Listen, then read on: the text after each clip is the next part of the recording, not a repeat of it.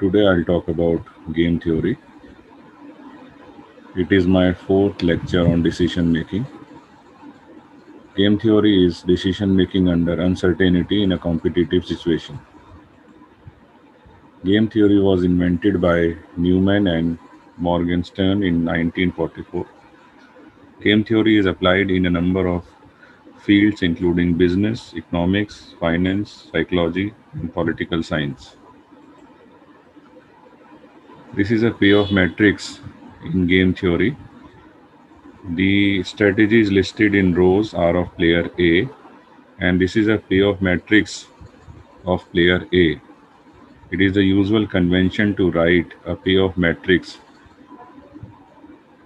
for player whose strategies are listed in rows. These are the two strategies of player B. So if player B adopt strategy B1 and player A adopts strategy A1, player A will gain 10 marks and player B will lose 10 marks because it is a zero sum game. So let us see the matrix or payoff matrix of player B. These are the strategies for player B, and this is the payoff matrix of player B. It is not the way to write a payoff matrix. Payoff matrix is written usually for the player whose strategies are listed along the rows. I am just displaying this payoff matrix just to make you understand that this is a zero sum game.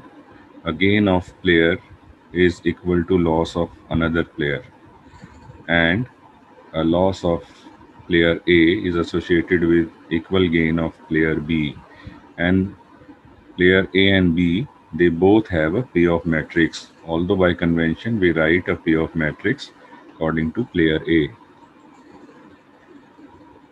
So this is another form of writing a payoff matrix. We write the payoffs in pairs. The first one is for a player whose strategies are listed along rows, and the second value is for player whose strategies are listed along column. You can see that these are equal and opposite payoffs, so it is a zero sum game. Now let us consider another game. Here player A and player B both have a coin each. Both of them toss their coin. If both get head, then they both get 10 marks. No one lose. So no one lose. Both get 10 marks. If both get tail, they get 6 marks. No one lose. If there is mismatch, then player who get tail wins 2 marks and the other lose 2 marks. So this is the payoff matrix of this game. It is seen that a gain of a player is not associated with equal loss of another player, so it is a non-zero sum game. So a zero sum game is a game where if the total gains of the participants are added up and the total losses are subtracted, they will sum to zero. A good example is bargaining when buying a product from seller. If for a two-player game, a gain of one player is equal to loss of other player, then it is known as zero-sum game. The other games are non-zero sum game. These are few terms which are important. Strategy is the alternative course of action for players, and player is a competitor in a game. Pure strategy, if a player selects a strategy with probability of 1, that is a player select it all the time because it selected with the probability of 1 and probability of selecting other strategy are 0. So it is a pure strategy. In mixed strategy, players select a strategy by a probability between 0 and 1. Optimal strategy, a strategy if adopted by player result in his optimal position or optimal payoff is known as optimal strategy. Dominant strategy refers to strategies that are better than other strategies for one player, no matter what strategy the opponent adopt. A very important term is Nash equilibrium. In the Nash equilibrium, each player's strategy is optimal when considering the decision of other player. This is when considering the decision of other player. We will solve the game using the identification of Nash equilibrium. I'll show you. later. So, game theory, there are assumptions, and these are very important. A game need to include multiple players, more than or equal to two. There need to be a reward or penalty. We assume that players act rationally. We also assume that players act according to their personal self-interest, that is selfish nature. This is important. In game theory, there are two options to players. Either they cooperate with each other or they compete with each other. So to solve a game in a pure strategy, one method is to identify a saddle point. So what is a saddle point? If any Cmax is maximum value of a column. So here maximum value is 10. So we write 10 here in front of Cmax, and for this column the maximum value is 6. If Cmax value is equal to R mean value, these are R mean value, that is minimum values of each rows. Minimum value for first row is -2, for second row is 6, and for third row is -3. So if Cmax value is equal to R mean value, then there is a saddle point. Strategy corresponding to saddle point is an optimum strategy. So because this 6 is equal to this 6, this is a saddle point, and strategy A2, that is the middle strategy for player A, and second strategy of player B is optimal strategy. So this is the solution by identifying the saddle point. When there is a mixed strategy, when there are probabilities between 0 and 1 for each strategy. So this is the convention to write a payoff table with probabilities. The x1 and x2 are probability of selecting A1 and A2 strategy by player A, and Y1 and Y2 are probability of selecting strategies B1 and B2 respectively by player B. And these are the payoff in green boxes. So in mixed strategy, rather than selecting a single strategy, probabilities are assigned to each strategy like these. And this is the calculation to calculate the probabilities. X2 can be calculated as 1 minus x1, and y2 can be calculated as 1 minus y1, and these are the formulae for x1 and y1. This is the value of game.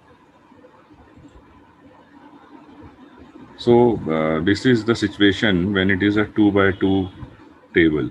That is when there are only two strategies for each player and there are two players. Then the formulas are applicable.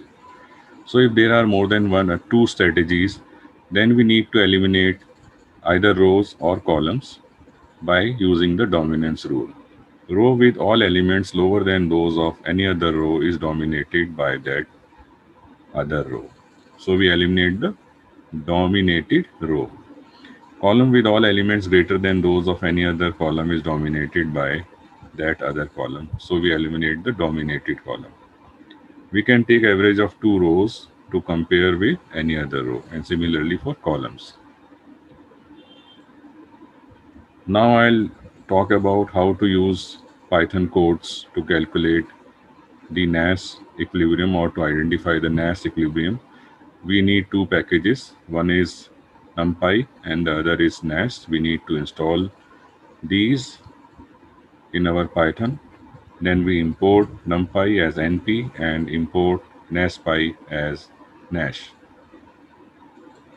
So first of our example, we calculated using saddle point method. We identified that this 6 was saddle point and middle strategy of player A and second strategy of player B was optimal.